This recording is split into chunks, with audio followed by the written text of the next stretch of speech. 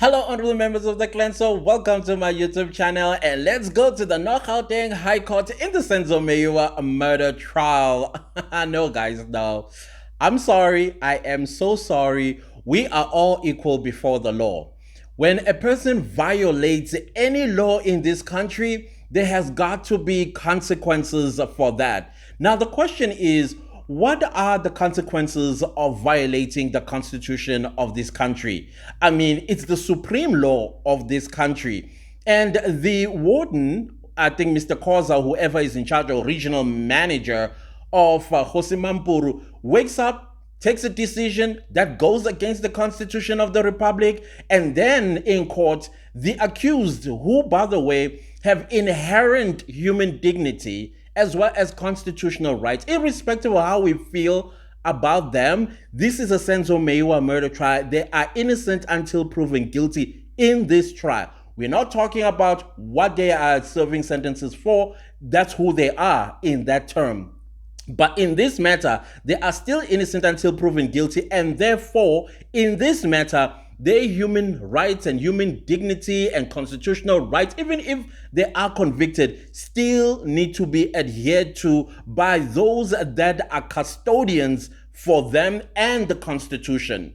So now, as they came back at 2 or a few minutes after 2, the guy who took the decision has changed this to say, okay, fine, we're gonna replace, we're gonna reinstate those pads in their shackles, and it ends there. No, I don't accept that. As ordinary people, when we violate the laws of the country, we get held accountable for it. So what sort of accountability this individual needs to have? Because there's no way that it's just going to just fly like that and disappear into the clouds. It cannot be. I do not accept that. Because people need to learn a lesson that you cannot treat a governmental institution that is guided by or even if it was private, the Constitution is still the supreme law of this country. It's not a spaza shop. This is not a spaza shop, and definitely South Africa is not a banana republic where you can just do as you please just because you wear a certain uniform that gives you powers. Those powers are limited. Read the Constitution.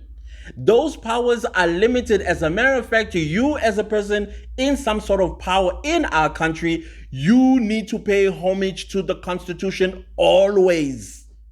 Always. I am not a prison warden, but I'm sure this is part of your training. So why are you ignoring it?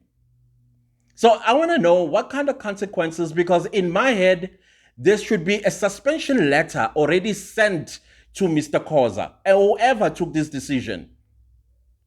Because now we are hearing that the National Commissioner got involved in this matter and said, reverse the decision. Now, what informed this particular regional manager to come up with a decision like that? Because of one isolated incident. One. And that's the reason now you are going to punish 2 individuals.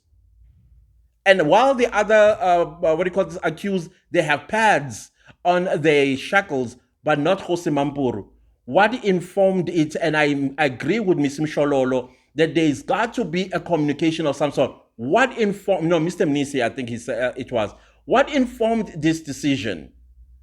And we got to know what informed this decision. No commission of inquiry, please. No commission. A disciplinary commission should be held after he's suspended or she's suspended or whoever took this decision. You suspend, take to DC, and we find out the reasons. Because we cannot keep having this all the time. People that's supposed to know the Constitution. The human dignity part is non-negotiable according to the Constitution. The Bill of Rights is not subject, well, some parts are subject to Section 36 of the Constitution. But Section 10, no, it's not subject. It's not. It's one of the things that I made a submission of on the Constitutional Review Committee, where I said, it's clear that whenever a person that forces themselves on women, when people want to take some sort of avenge They will say, oh, what about his dignity? His dignity, what about the dignity of the victims that he has left behind? So let's put that under Section 36 as well. Dignity for dignity. You force yourself on a woman or on a child or anybody, we also chop off your dignity.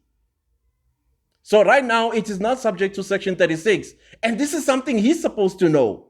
Whoever took this decision, suspend National Commissioner, suspend, let this person learn how to take informed decisions when it comes to the people they are responsible for. This is not a banana republic. And then I was quite, and the way Mr. Baloy does these things, he does them with such a cold heart. You know, the first thing that, if I was a prosecutor and I want to win this case, I would have been the one that is outraged by this decision, because that compromises the fairness of the trial that I am trying to get these people convicted for. But no, he is blasé about it. And now he comes back and says, oh, well, there's an amicable agreement. No, it doesn't work like that, and should not work like that, especially when it comes to the constitutional rights of people of South Africa. That is why these people do as they please with us, because they don't know the Constitution. And I'm not talking just the prison wardens. I'm talking about politicians and so-called leaders of this country, because they are not familiarized with the Constitution. Police just take you in the presence of a presiding judge and they don't read you your rights and the judge is quiet. And you're like, what? Is in South Africa, how is that possible in a constitutional democracy? I don't understand. So now he comes back, Mr. Baloy, and he's like, oh, we are ready to proceed. No, sir.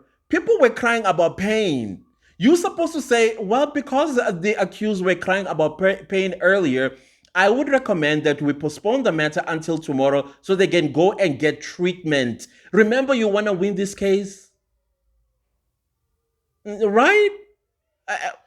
Am I dreaming what I'm saying in my head? Because that's what I would have done if I was Mr. Baloy, without jeopardizing the fairness, as well as do not prejudice the case as well, especially the accused. I would have recommended that. And then Judge Rata, I mean, you saw with ease, he postponed the matter until tomorrow. So what was so difficult in him making that same suggestion? Guys, I don't know what's going on in this country. The Senzo Mewa trial is showing us flames as South Africans. And we are also learning as we go, because had this trial never ever happened, I don't think we would have learned all the things that today we have learned, to a point where we even get a copy of the Constitution and understand what exactly this is about. Because you always hear about it, the Constitution, and you're like, okay, now let's give it some time to look into it and read and understand. This is a guiding book, apparently, but it's supreme.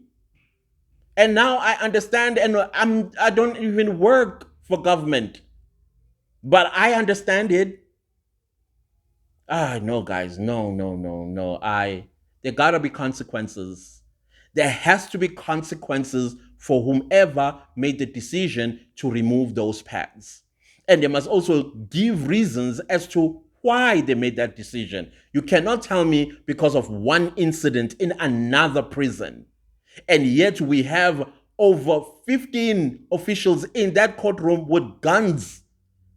Who would take a chance to escape in such a circumstance? And then on top of that, you are dragging the accused to court. Come on, no. It shouldn't be done like that. Don't get me wrong, those of you who are going to read this in the skewed way.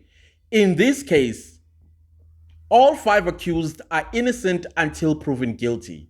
The crimes that they are convicted for, I do not give a rat's tail about it, because they're supposed to serve those sentences. It's not even a matter of if. They were found guilty. So that part, no, I'm not interested. I'm interested in this matter, because we are saying these are wrong people that are accused of unaliving Senzo Meyiwa on the 26th of October 2014. There are people that were with Senzo Meyiwa on that particular day when he passed on, and they know who did it. And it's not these people that are on the stand. That one we are very clear about, and we are not shaken or moved by it. So therefore, you got to still respect their human dignity. Anyways, guys, I would leave it right here. I don't want to go on and on. We'll talk about something else that I noticed today. We'll talk about it. But other than that, please don't leave the video without liking, sharing, commenting, and subscribing. I think we are falling back again to not liking the video, guys. Please like the video before you leave. I will highly appreciate that. And I will see you later. Goodbye.